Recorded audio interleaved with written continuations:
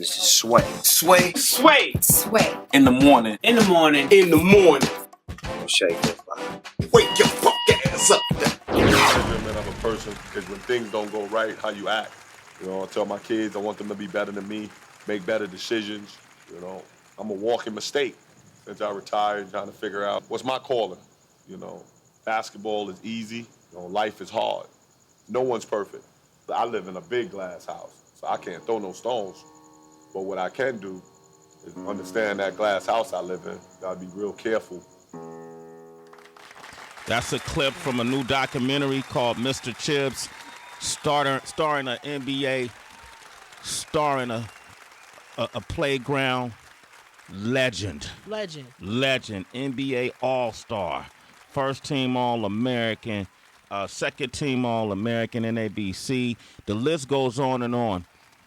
But I think one of the most important attributes that this man has given to us is inspiration, motivation. He's had his ups and downs in his life, and we've been exposed to a lot of them. And watching him walk strong and tall in the midst of it and to be here today, that too is inspiration. No doubt. He's with us right now, Mr. Chibbs himself, the one and only Kenny Anderson, ladies and gentlemen. Welcome. Yeah, that's a great introduction, man. Thank you for being here. It's awesome, man. And one thing I got out of that was that walking tall, strong, still surviving, trying to do better. That's trying to do better. That's it. Nah, Kenny, here's the thing, man. I think what happens is when you become a public figure, people put this instant cloak on you, like you're superhuman. Perfect. You don't make mistakes. You don't have flaws. And then when you do make the same decisions that they made, they judge you different. They put you under a microscope. You get under the scrutiny. People don't understand how that can affect a human being. So here you have a documentary that's not what you were saying off mic, just showing the highlights of your career. It's showing the valleys and peaks, right? Yeah, definitely. Like you said, that's what I hid a lot of, my demons, because I was a celebrity child prodigy at like 10, 11 years old, growing up in New York. So I hid a lot of that stuff. So now, I lost my mother in 2005, and she was like, about a couple of months before she passed, she was like, you gotta give back. Yeah. You gotta straighten up, man. You gotta stop tripping out. And that talk just, it stayed with me. And I just, had some dark times out of retirement. I think my first 2 years out of retirement was very dark. I dealt with a lot of demons and dealt with depression and so on. I'm in therapy once a week just to, live a productive life and raise my kids the right way and just give it back. You know what I mean? I'm not trying to, make money off it or anything. I'm just trying to wake up every morning and be good, and not wake up being, in a sad place I used to be. And it was crazy. I had everything, millions, and I was like miserable. You made like $63 million throughout your whole entire career, right? Yeah, maybe more than that with endorsements and all that. Okay. But it was just it was a time for me to try to better myself. My inner passion, you know what I mean, and that's why I did the documentary and just to save someone. I don't know, back then we had better mentors in our neighborhoods. Like I said, Left Rack City raised me. Shout out to Uncle Wise. What is Left Rack? doubt. What is that? Left Rack Queens, where I grew up. Okay, that's what it is. Okay, where I grew up at. So the mentors, even though they was doing wrong, they made sure I wasn't doing wrong because I had potential. For the future. So it's, I just wanted to give back. Kenny Anderson's here, man. I got to watch the doc last night, and it's cool because you get to see how important coaching has become to you after your NBA career. And I was just curious because something like this is really important for, I feel like, active players to see like what can happen if you don't pay attention to, your money, the people around you, and, maybe habits or something like that. Did you ever think about maybe working with the NBA to, maybe coach younger players? I love the NBA. I love the NBA. Could never disrespect the game that, they had the infrastructure. I could take care of my mother. But, I just reached out. I've always learned, after retiring, just help yourself first. Do you, and then they'll come. If they see my doc and they see what I'm doing that's positive, maybe they'll come. If they don't, they don't. I really don't care. But I just need to reach the youth. I think that they're our future. And the generation right now is like, it's chaotic. It's crazy right now. So if I can just reach out to, you know, the youth to see like, hey, this is how I came up. You know what I mean? I came up prodigy, special. You know, my mother always say, you a special nigga. Excuse my language. She said you That's was real. That's real. Well, in the doc, you told about My how mother she said, never "You used to just- go to your games. Yeah, she was all messed up, running around. And then one of her friends who she used to get high with was like, yo, you gotta go see your son play today. Because she thought you were stealing trophies. She thought I was stealing trophies and all. She said, you gotta Wow. come see your... She didn't know you were winning the trophies. Nah, she came to one of my games, man. I remember, and she was like, you can play. You little nigga, you can play ball. You're a special nigga. So But you I'll be mentioned- real. That's what she said, man. Let's talk about because I think some of the topics you touch on in this doc is something that a lot of folks growing up in the hood, you know, go through, but it's taboo. One of the things you mentioned was depression. Yeah. We saw Kid Cudi recently check himself into therapy, and a lot of us deal with that. Your mom was abusing drugs, or Yeah, she got clean with me. She was up and down with it, but you know, she lived carefree for 20 years. But I made it. Yeah, yeah, she was. molestation. Yeah, You yeah, were molested as a yeah. and didn't have an opportunity, didn't know how to talk to anybody about that, right? No, I ain't talked to nobody. I was, like I said, I keep going back to 11 years old, getting all this attention in New York City, being the great Kenny Anderson, do that in the closet. Like, yo, how they gonna look at me if I come out and say I was molested? So I dealt with it, man, and you know, I dealt with it maybe wrong, but you know, through my relationships, through alcohol, through you know, just being selfless. You know, my kids, and you know, it comes a time when you just get tired of being tired. You know what I mean? And just like, I gotta straighten up, man. I gotta get my life right. Like you said, depression, you know, is real. The mental health is serious out here, man. We gotta talk about that more. We gotta help, because I deal with it. You know, I'm take every day, one day at a time. You know what I mean? And it doesn't matter. You can have all the money in the world, but something, your wires in your body, something just not connecting, and you just mentally messed up. Kenny Anderson's here. What advice would you give to kids who, especially, I know in the black community, it's taboo.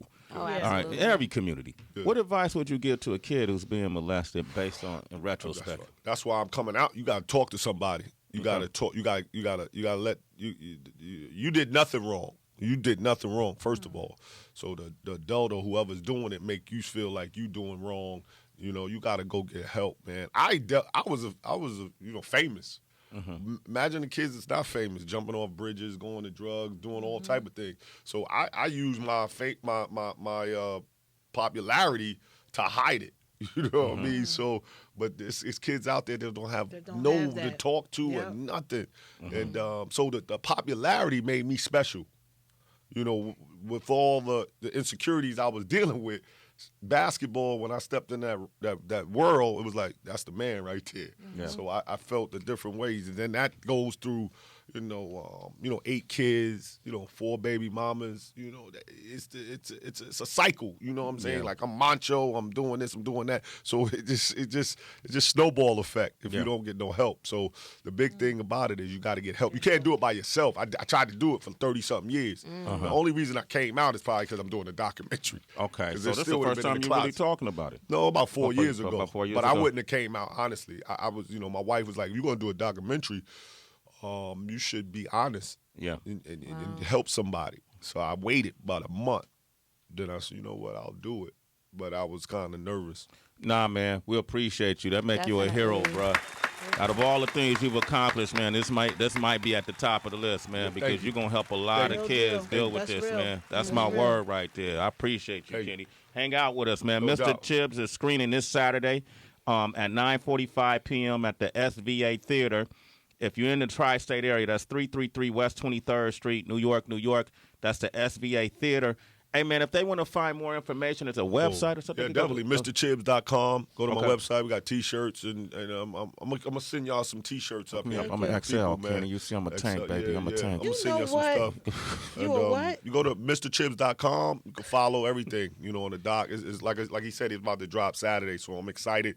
And then we'll be moving hopefully to different festivals That's dope. and go from there. All right, Kenny Anderson is here, man. I don't know how you know him. Which team he played for? What was your favorite NBA team to play for, real quick? Wow. Now, I always give, I put my handprint on New Jersey Nets, of course, 94 All-Star, Okay. and Boston Celtics and the Trailblazers. Those are my teams. Those are your teams. Kenny Anderson, man, join us. We got some more sports coming up next. What have to be? Yeah, some more questions for Kenny Anderson.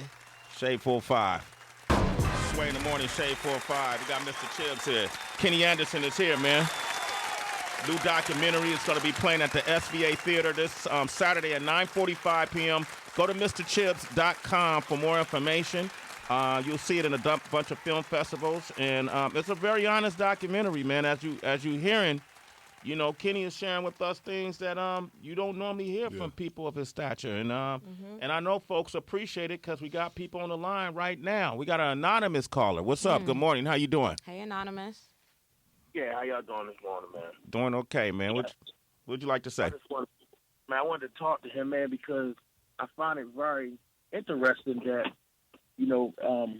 a lot of black males go through this, being molested either by a family member or a family friend, and it's like I'm just trying to I really want to ask him, what do you think do you think is a plague or genocide on us black men? Because myself have been through something like that. I grew up with it and had to deal with it over the years. Like you say, it's hard when you're dealing with it and you don't open up and talk to nobody. And I just say maybe 5 years ago told my mom. And when I told her, she was like, she started crying like, why you ain't never tell me this? And it's like, you don't know what to say as a child. You know what I mean? You don't know how to, tell somebody that somebody's touching on you. And I just want to know, what's your opinion on that, man? Because I find it more common and more, something that we deal with. And then it's crazy because at the same time, if you got children, I grew up raising 2 kids, 2 daughters. I never let them, stay over family house. I never let them stay out of my sight. You become overprotective of your children. Yeah. And I mean, What would you say to that, Kenny? Yeah, that's a great question, man. That's deep. This was a product of our environment, where we're around in the inner city. And like I said before early, it's not the kids, it's the adults, the perverts, that's going through it. It's a cycle. Myself, my kids now, I don't let them out my sight somewhat. It's only one person that, they can stay over. My daughter and my son, is one friend that they can stay over their house. So it's just being aware. Yeah. And that's the problem. And a lot back in the days, coming from a dysfunctional home, man, my mother wasn't there all the time, man. I was in the house, midnight, 2 in the morning by my damn self. So it's just different. You always looking, you searching for different type of love, not love, but that acceptance. You know what I mean? And I didn't tell my mother. My mother passed. My mother probably would have killed somebody. You know what I'm saying? That's why I couldn't. I didn't tell my family because they probably would have went and did something really bad. You know what I mean? So I came out, 4 years ago. And it's hurtful, but you got to get the message out. It's so weird, and like you said, a lot of kids that you talk to that it happened to them, and they as adults and they come out about it, they spend so much of their childhood protecting the person that actually did it to them because they're afraid of what family members are going to do to them, and that's part of the guilt that they holding on protecting somebody who hurt them. It's unbelievable. And I wonder, do you think if someone has the opportunity to confront their predator, they should? Oh, wow. That's a good one.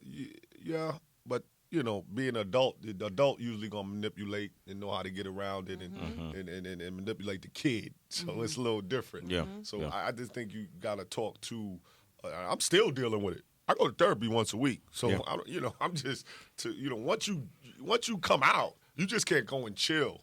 because it's a cycle. You Yeah, know what I mean? yeah. Like it messes with my head. You know what I mean? You ever talk to the for people the rest that of my life. the person or people that did that to you? You ever talk No, to I them as an can't adult? find them. I can't find them. Uh-huh. You know, one was a neighborhood. You know, where I grew up from, like I think 8, 9. Then it was a coach in Brooklyn that molested me when I was like 11. Wow. You know what I mean? And then it was you know, you just deal with it. You throw I like blocked it out. Mm-hmm. But then when I came out, it kind of helped me. It you know, just relieve some of the pressure that I was dealing with. I got Jamie on the line from Phoenix. Good morning, Jamie. Say hello Hey, to Jamie, Kenny what's Anderson. poppin'? Hey, James. Good morning. I just want to thank you so much for this conversation. Excuse me. But I had my 20-year-old son in the car who went through molestation from his dad's side of the family.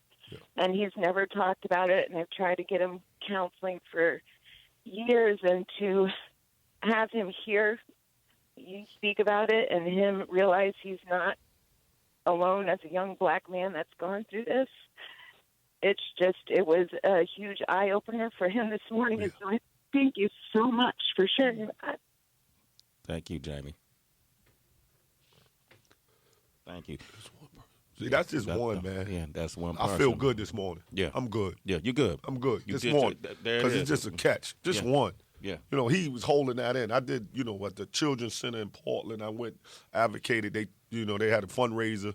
I went and talked, and then grown men was coming up to me. They CEOs of companies was like, I can't say nothing, but I've been molested. But in their own realm, they couldn't come out. So this is it's just a blessing. I had that platform. Yeah. You know, being an all-star, playing in the NBA 14 years, being a ladies' man, doing all of that. Boom. Now I come out. So hopefully, you know, it'll help. You know, it'll help somebody say, hey, I can't hold this in for 30. I held it in for 30-something years. Yeah. You can't do that. You can't do that because you're gonna act out, and I did. You just helped Jamie and her son. Jamie, you still there? Yes. Thank you for sharing that story. You're a citizen, Jamie. Sway in the morning. And then also go on SiriusXM.com/on-demand and let your son hear more of this conversation. And tell your son we love him, okay? And tell him it's okay. Okay, Jamie? Thank you. Absolutely. Thank you. Absolutely. Wow. Okay, Kenny Anderson, ladies and gentlemen. Kenny, thank you. Yo, man, thank you. Oh, man. Great show. Brother. Thank you. Absolutely. We're good. That's your sports. Yeah, we're good. That's your sports, man. Kenny Anderson, ladies and gentlemen. We're going to have Celebrity Wire coming up next. Yeah, man, and I got huge news regarding Brad Pitt. Hey, Kenny, what's your social media? People want to reach you. Oh, yeah, Chibs_. Chibs_1 is Twitter, and Kenny Anderson 7357 Instagram. Okay, hit them up. Chibs_1 and Kenny Anderson 7357. Yeah, I'm addicted to Twitter, so I always reach out to my fans. I'm addicted. I can't put it down. So. All right, Shade 45.